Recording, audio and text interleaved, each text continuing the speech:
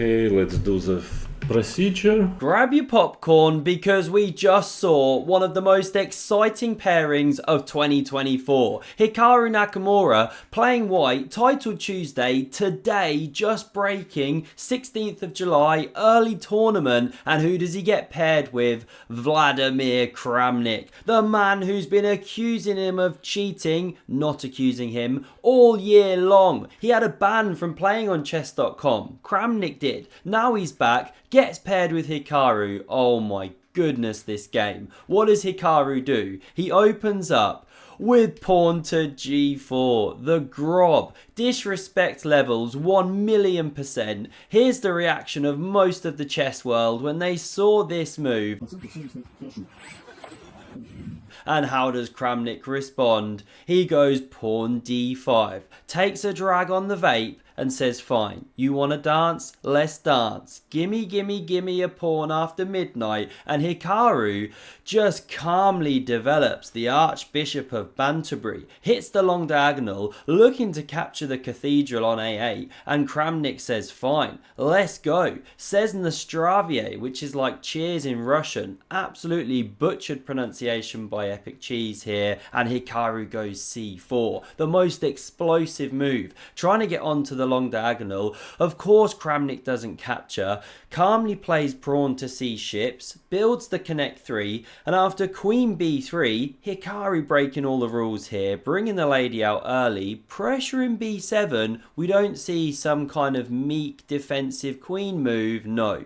Hikaru runs into e6 from VLADIMIR Kramnik. He builds the old party hat pawn formation, but this is no laughing matter. He wants to win this game. Now what happens if you capture the pawn? We're not going to explore it because we see it in just a moment. We get takes on d5, and now how would you recapture here?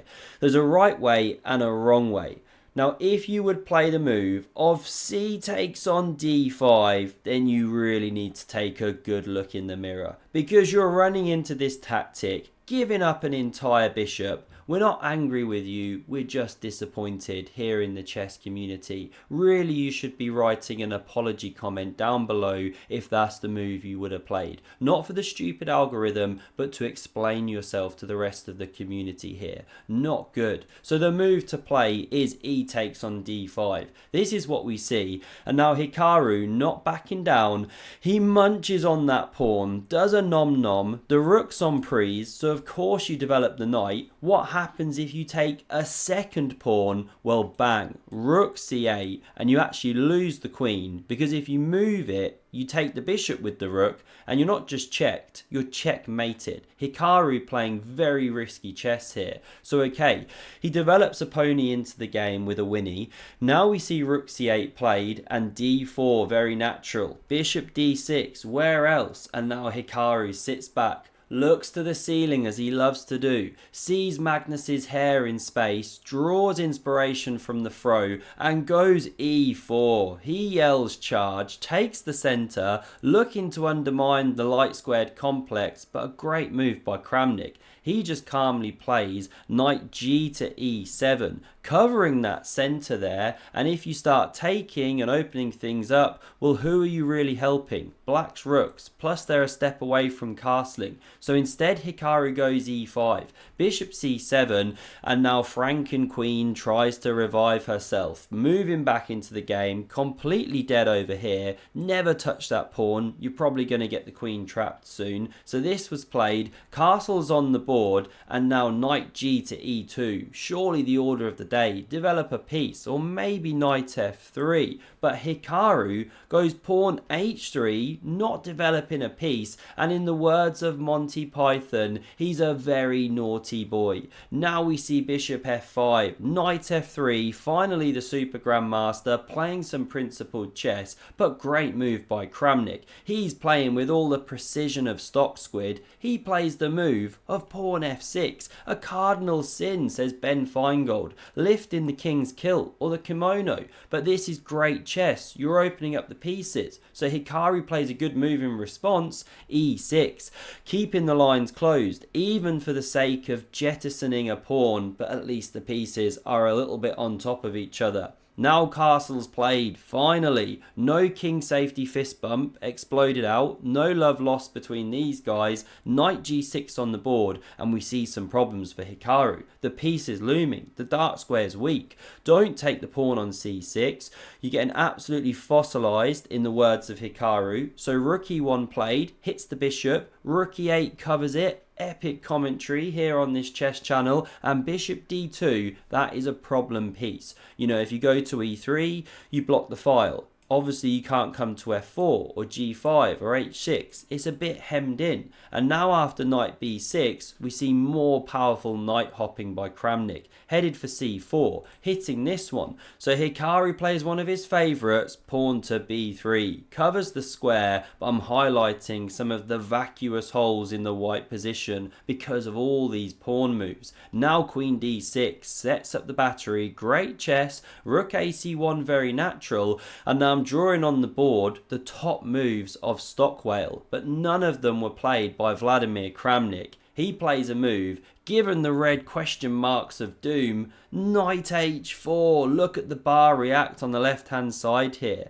The computer not a fan, the whole idea being, if you take, not played, we've gone to the back cave here, well then you distract the knight, you crash through, and in comes the bishop, but also the e-file opens, cutting the king's escape. Now the computer says you can do this kind of ninja stuff and go f4 and block things out, but it looks terminal from a black perspective in the attack, or from a white perspective, let's say. I can understand why Hikaru didn't go for this, and black retains a tiny edge. In some of the lines it ends up a draw, as ever with the engine. But okay, Hikaru, spooked by the attack, goes rook e3 to just cover the knight, keep the e-file closed, but now an absolute brilliancy from Vladimir Kramnik. Gets the double exclams here. Where's this play come from? He crashes through on h3. This is what we came to see. Hikaru Nakamura getting absolutely slaughtered by the former world champion. We get takes on h4 to cover this one here. If you take them, by the way, then check is the follow-up tactic. This is how the line goes, and you actually get mated. How about that? E-file cut by the rook. So okay, this is why we saw takes. Still we get the check. King shuffling. Now we see takes, knight takes, and there's this classic tactic. The king can't stay with the pony. It drops off the board. Material level on minor and major pieces, but Kramnik 2 pawns ahead here. It's ominous. King d3 running for the hills, getting flushed out like poop from the Seine in readiness for the Olympics on the way this year. And now you can take the pawn on f2. Does Kramnik do it? No, he does not. He plays check from this diagonal. Precision, not letting the king run. It comes back to e2. Now we see bishop f4. Kramnik playing with this precision like a monster. Who is this guy? Where's this come from? Interesting stuff. And now we get queen takes on a7. Hikaru doesn't even take. Bring the other rook into the attack. It's such a dangerous initiative for black, so he goes for counterplay at the cost of an exchange. We see bishop captured, rook b8 to cover that pony, and now queen c7, looking at the c pawn, preparing to march the a pawn. It's a pass juicer. Now we get check, king d2, queen d7. Okay, you want to dance, Mr. Hikaru Nakamura? Let's dance. He wants to get the queens off Vladimir Kramnik, and what to do? Hikaru's got to waltz his way into it. Yes, you can retreat, but who's really got the safer king? Black has. So these ones leave the board. Hikaru chancing his arm in the endgame, preparing to run the a-pawn. First he starts with the bishop move, does a poker face. Will Kramnik see it? Yes, he does. He was once world number 1, I think, after Kasparov. At least he was world champion once, and now we see a4. The juicer's running. g5 pushes back the bishop, h5 on the board, and look at them roll. Space invaders. The final frontier. a5 played, king f7, if in doubt bomb cloud, but before Kramnik can make any more progress, Hikaru pushes p, f5, the trio of spaceships blasting their way down, rook g1, Hikaru flapping like a moribund fish, rook g8 covers, bishop d6, hitting the dark squared complex, f4, knight a4, surely the writing's on the wall, but stop it. We're in a time scramble. It's Hikaru Nakamura. Kramnik doesn't even pre-move. He sees it as unsportsmanlike. The pawn's running. Go Forest, king f5, rook h1 hits it, but a camel toe defensive pawn formation erected on the board there. Beautiful stuff. f3, because obviously rook ce8 taking advantage of the last move, and Hikaru scrambles back with the knight. Rook e3 invading. You can go rook f1, but it's passive, it's sinful, it hurts the eyes. So Hikaru runs the juicer. Now we see takes on f3. Look at Kramnik's pawns, clearly winning for black, but stranger things have happened. a7, the rook blocks the advance, rook a1 coming behind, and Hikaru starts hissing. He wants to make his way in, but that's taken ages. A new Nokia will be released by the time you worm your way in there. So h3 played, red carpet rolled out. Does Hikaru invade with the rook? No, he pushes p once more. Surely don't take, bring the knight into the game. Kramnik does it. It's actually a good move. Knight recaptures, headed for c7. h2, it's a step away. Knight c7, counterplay, and now yes, it's winning for black. Yes, Stockfish has absolutely opened the butt flap, pooped its pants, but you got to find the win. You've got to convert it. Can Kramnik do it?